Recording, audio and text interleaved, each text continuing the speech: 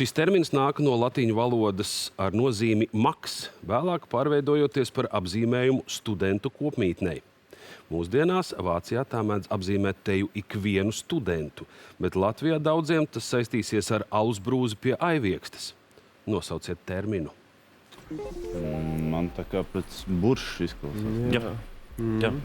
Droši vien jau, man liekas. Cik no tiem vāciešiem ir sanācis? Ir arī darīta tavu buršu, es zinu. Šaujam, ne? Jā. Nu, es domāju, tas pēc pēdējais fakts par to kārtīgi latviešu alus brūzi ļoti palīdzēja. Tas ir prieks. Tavā tēmā pilnīgi. Jā, tieši tā.